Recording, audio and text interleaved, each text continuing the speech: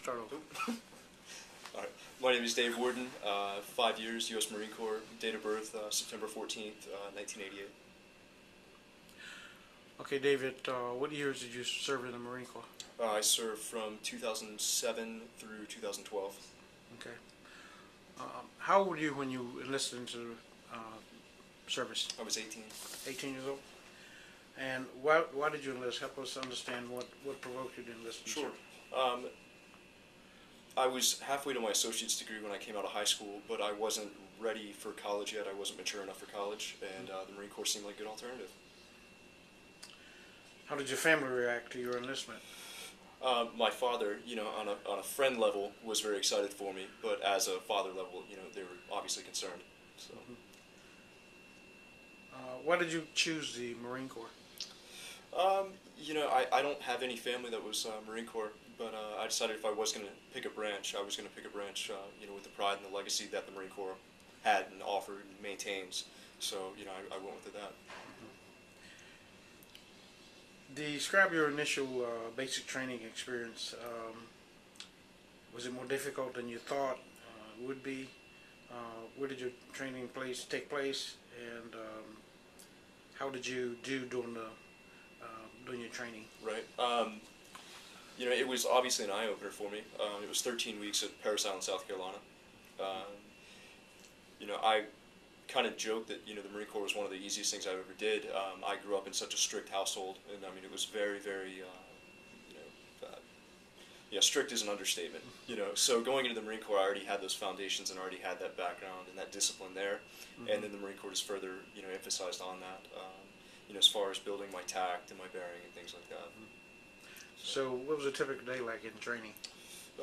Days are long, 16, 18-hour days, a couple hours of sleep, and you get up and do it all over again the next day. You're not rewarded for your success, which is interesting. They make you earn everything. You earn your meals, you earn your sleep. It's hard. It's hard. Yeah. So. Do you remember the day that you had finished your basic training, and help us remember that day? I do. The way the Marine Corps works is our final event is called the Crucible. It's a 4-day event. I believe it's 3 or 4 days, where it's no sleep, limited amounts of food, and it's a total of, I believe, almost a 40-mile hike, in total. And we're living in the field, living in the woods, running missions during the days, things like that. And then the last hike back is 12 miles back. And when you come back from that 12-mile hike, they hand you, your equal globe and anchor, which is your, it's the symbol that you've graduated and you've made it, and you're officially a Marine. So that was a big day for me. So the moment you get back, you didn't have time to put your packs down, or dress, or shower, or anything like that? We walked straight, straight onto, what they had, a big parade deck, big concrete parking lot essentially, and that's where it happened. So Really? It was, August 8th, 2008. So. So when you finished your basic training, did you get a chance to go home? I did. Went home for 7 days, and then went straight to my MOS school, which was in North Carolina. What school was that? It was School of Infantry. Okay. Let's see here. So, now what about your first deployment? Walk us through your first deployment. Was going to school after basic? That was it your first assignment? Right. First deployment was in Afghanistan. In 2010. So now when did you finish basic training? Mid 2009. By the time I finished all my schools and all my specialties and things like that. Okay, so once you left basic training, where did you go? I did. Went to North Carolina for a little while. Did 10 weeks at their infantry school and course there. Which school was that? The School of Infantry. Infantry. Mm-hmm. Okay. Left from there, went to Fort Leonard Wood, Missouri, and it was actually a logistics school out there. Right. Went there for a little while, and then came back and got attached to my unit. We maintained training, and then we left in early 2010.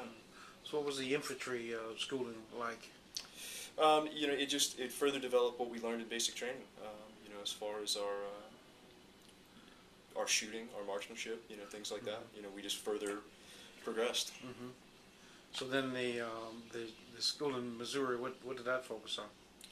Right. That one was actually like a logistics type school.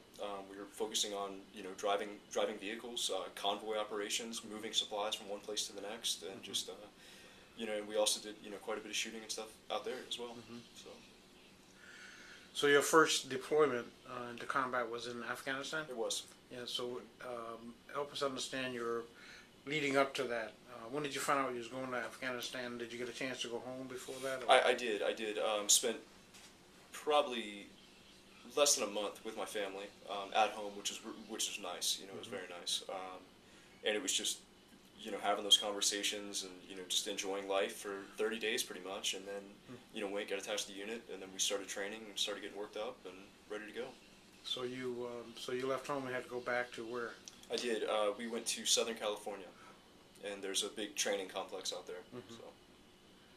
So the day that you left Southern California, describe the trip and what happened when you first got to Afghanistan. What did you fly into? Right, it was actually nice.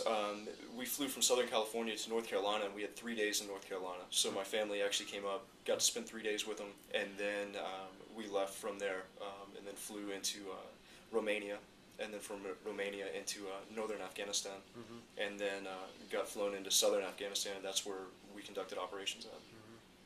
So what was your expertise? Ground navigation. Ground navigation? Right. So what's that like? It was always being up front, always leading Marines, and it was enjoyable. I really enjoyed it.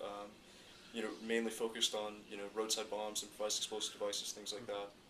And that was my job, just being up front and getting us from one place to the next, and trying to do it as safe as possible. Was that in a vehicle, or was it walking? Or? It all depends. Sometimes it was walking. Most of the time it was in a vehicle.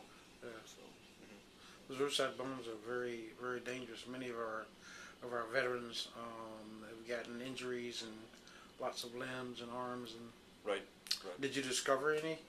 Our unit actually found more improvised explosive devices than any unit in southern Afghanistan. So we found quite a few. I believe the final count was a few hundred. It was over 300 improvised explosive devices. So how do you find a roadside bomb? It all depends. There's really not many roads in Afghanistan, especially where we were at. So it was just driving through the desert. And we kind of, you start to think like the enemy, and you start to think where, if I was going to blow up a convoy, where would I put a bomb? So we started, really trying to get inside their minds, and we knew if it was a small choke point or a small, tight area that we had to get through, like, there's likely going to be explosives there. So we would get out of the truck with metal detectors. Hopefully the bomb was made of some type of, metallic, where we'd get a signature on it, and we'd sweep for it, and, if we found it, we dealt with it. So you had other Marines that knew how to. Absolutely. What do you call it when you I guess you disarm a. Right. It's essentially disarm. It's basically blowing it up. Oh, really? Set a couple explosives, a couple charges on top of it, and we detonate it. So, Oh. Yeah. I was thinking about the movies when you Yeah. when you get these guys down there and you dig it out and you. No. And no. Nothing like that. No. That's too dangerous. Exactly. No, it's easier just to put, we'd put a charge on top of it and blow it up, or we'd call in a unit and have them come out and do it. That was their job. So you found over 300 roadside bombs. I personally didn't find that many, but my unit did. Your unit did while you were there. Yes. So how long were you in Afghanistan? We were there a few months before I got injured in August 2012, or 2010. Excuse me. Really? So, would you care to tell us about the injury? And no, that's fine. I know that eventually you got into a canine group, right? You got Right. a dog. So walk us through that. Sure. The injury, I broke the C6 vertebrae in my neck, destroyed 4 discs in my lower back, and then suffered a couple brain injuries, just traumatic brain injuries from explosions. So. From an explosion. Right. So how did it happen? It was actually a succession of 4 separate explosions. The first one that went off, we think that fractured my neck. There was a bomb actually placed in a wall, and as we were stopped, someone triggered it, and I was sitting in the turret of the vehicle. So when it detonated, it blew my head forward, and the doctors think that's what initially fractured the neck. And then there was 2 other small explosions throughout the day. It was about a 4-hour time period. And then the final explosion was a very large bomb, and that's the one that eventually broke my neck and messed up my back and Oh, things like broke that. your neck. It did. Yeah. Broke the C6. So. So after the first explosion, Right. you continued into combat? We did. We were in an area that we couldn't have gotten a medical evacuation if we wanted to. So. Man, so many troops were with you at that point. Our team was about 40 or so. 40, 45 guys. I think we had 7 vehicles. So. Did you make friends with? Did you become very close friends with any of them? Absolutely. I mean, they're my brothers. Yeah. I'm closer with those guys than I am, my own family most of the time. Yeah. There's actually, it's funny, there's probably 10 of us that all live in, the St. Pete, Tampa area. Really? So, I mean, the bond it's close. So 10 of them were with you in Afghanistan? Absolutely. Absolutely. Oh. Yep. And then the rest are, dispersed around the country, but I mean, we're still very close. So you stay in contact with the ones here and the ones that don't live here? Absolutely. Yeah. Absolutely. You guys ever get together and We do. share dinner or times together? Absolutely. The local guys, we're together, I'd say at least once a week. We'll get together and go somewhere for a couple beers or, dinner or things like that. Mm-hmm. So. Fantastic. Yeah. Yeah. So you were in Afghanistan for 2 months, you said? It was a few months, yeah. A few months? Mm-hmm. Yep. So where'd you go from there? I went to the war hospital in Landstuhl, Germany, and that's where they treat all the incoming severe combat-related injuries. Mm-hmm. So, I mean, I went to a field hospital first, and then from the field hospital, they made the decision to send me to Germany from there. Yeah. So. So you have no obvious effects. I would have never guessed you had injuries. I worked really, really hard to get to where I'm at and where I'm stable and walking and things like that. I still don't have a lot of feeling from my knees down, my shins and things tingle, but I've done very well. So, Yeah. yeah. You have. I have. Fortunate. Yes. So. Yes. So so you were in Germany, recuperating and I guess doing therapy, et cetera, et cetera. Right. I was there for a couple months. Left there, went to Walter Reed, in Maryland. Was there for actually a very short period, and then came back to Camp Lejeune, North Carolina, to their hospital there, and then finished out the rest of my recovery at James A. Haley in Tampa. In Tampa? In Tampa, correct. Yeah. What was the hospital there? James A. Haley, the Veterans Hospital. Oh, I see. Right, the one right by University of South Florida. Okay, I see. So when did you get what do you call it? When you meet up with your troops, what word did you use? Like when you? As far as linking up with those guys, Yeah. or just meeting up? No, not Uh-huh. when you actually go to like when you go to training. You said you engage with my group. I don't know how you explained it, but anyway, I'm getting to the K9. Right. Tell me about that experience. How did you get establish that relationship? How did that happen? Right. Actually, a gentleman that I went through officer candidate school with, he specialized in dealing with canines, military working dogs. And they had one that was injured in Iraq, and they were actually going to euthanize the dog. So he contacted me. I adopted the dog in 2008. We worked together for a little while, and then I had him service trained. And now he's a seizure detection dog where, he can detect seizures, things like that. Mm-hmm. So now, so you were in the military, you were in the Marine Corps when you came into, what's the dog's name? Duke. Duke? Mm-hmm. So when you and Duke came together, you were in the military? Right. And where were you at, what base were you on at a point? At that point, I was in Tampa. Okay. So. This is after you'd come back from your injury? Before. Before? Mm-hmm. Okay, before you even went to Afghanistan. Right. So did Duke go with you to Afghanistan? No, he did not. No, okay. No. So he was here. Right. Yeah. He was retired out by that point. The injuries he sustained, they retired immediately after. Oh, I see. So when you deployed to Afghanistan, your parents kept him for you? He did. Yeah. Your stayed father? for them. They did. Yeah. So what's Duke's like? Give us some background on Duke. What did he serve at one point? He did. He was a Marine Corps working dog, and his history is a little skewed. I'm not really sure of how accurate all of it is. From my understanding, he was injured in Iraq in 2006 or 7, and then after that, when I adopted him, they were they were done with him. He was of no use anymore. Mm-hmm. So. Was he able to get around? Absolutely, he's perfectly able. He's got some scars, down his stomach and his sides. Mm-hmm. Whether it be from bullets or shrapnel, I don't know. Yeah. But yeah. Yeah. So describe the day you first met Duke. What was that like? It was actually kind of stressful. We basically, we kind of like snuck him out. My one friend, kind of just threw him in the front seat of my Jeep at the time, and off we went, and we just kind of got to know each other on the drive home. And, Really? Yeah, I mean, that's honest to God how it happened. So, yeah, and then after that, he was very, he's never been aggressive or had aggressive tendencies, Mm-hmm. but, I mean, you can still see the military side in him. Mm-hmm. He didn't know how to play, didn't know what a ball was. He had no clue. He had no clue what, family life would be like. Mm-hmm. So that adjustment period with him, it was interesting. So how's he doing now?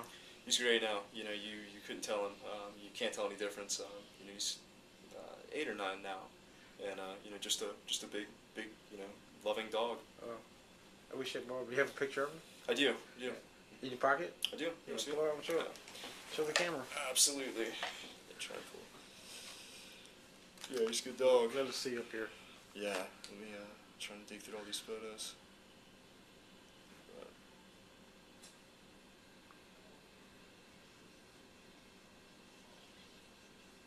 Yeah, if I wasn't going into work after this, I would definitely would have had him. Let's see. Yeah, that's him. It's Duke. That's Duke. All right. So, Oh, he's like a Doberman. Doberman, Oh. correct.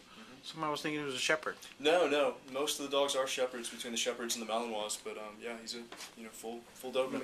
We'll make sure we get a good picture. Sure. Of Duke. Where do you want it? Right here? Yep. All right. Hold it up a little bit. There you go. Yeah. All right. So that's Duke. That's Duke. Duke is doing good now. Duke's doing good. Yeah. So after you came back to North Carolina, how long did you stay in service? After you came back, after you came back to James A. Haley. Yeah, to The Veterans Tampa, Hospital. Right. It was actually quite a while. The Marine Corps kept me active duty through my entire recovery. Mm-hmm. They wanted to release me where I was perfectly able. So it was, my God, over a year. And Mm-hmm. I mean, during that year, my only job was to go to physical therapy, go to my doctor's appointments, do Mm-hmm. whatever operations they needed. Mm-hmm. That was my job. Mm-hmm. And God bless the Marine Corps for it. So when I got out, I was just as able as, almost as able as I was when I went in. When you went in. Right. So when did you learn that you were getting out? Was that a decision you made, or was it a decision No. Marine Corps made, or how help me understand that? Right. The decision was based from the Marine Corps. I was having seizures very frequently from the brain injuries. I was struggling with walking. Obviously, I wasn't running at that point. And it was, it was my time to leave. So, they offered me a very generous retirement package, disability package, and, out I went. And that was, August of 2000, May of 2012. May of 2012. Right. Yeah. So you went in August 2008, you said? Right, that's when I went through Parris Island. Yes. Man. So.